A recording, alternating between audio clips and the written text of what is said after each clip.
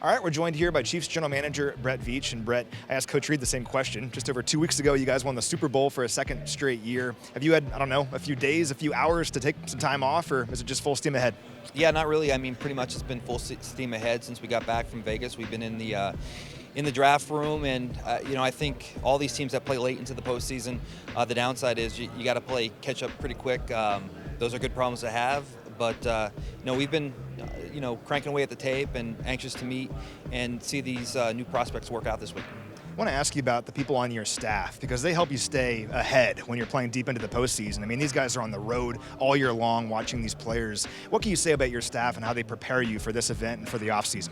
Yeah, I mean, listen, I'm certainly biased, but I believe that I have the best staff in the game, and it's no different than an outstanding coaching staff or outstanding roster of players. I mean, you have to have a great roster in regards to your personnel staff, and both on the pro and college side. I mean, I think the guys that we have on our staff are the best of the best, and every step of the way, they're always ahead of the game. So when you do get into these situations where you're getting back from a postseason play, from a Super Bowl, and you have a small amount of time to get ready, these guys are so far ahead, they are able to get me up to speed, and it's business as usual.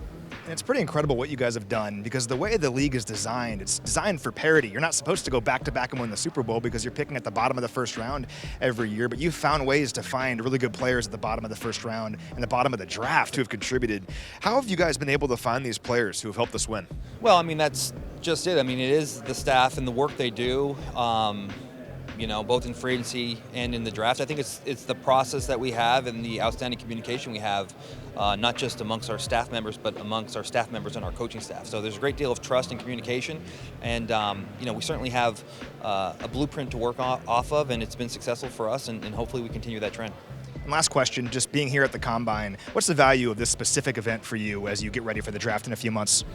Knowing the players, I think we all have the tape, and we can all watch the tape, but it's amazing how much, even in a 20-minute interview, that you can learn from a player, and sometimes there's just a connection with a player just by their energy they give into a room, their personality, how they're able to articulate their roles and responsibilities within their offense or defense, and how it will translate to us. There's always immediate dialogue with our coaches right after someone leaves an interview room. So for us, for me, and I think probably the same for our coaching staff, I think the interview process is the most important aspect of this week.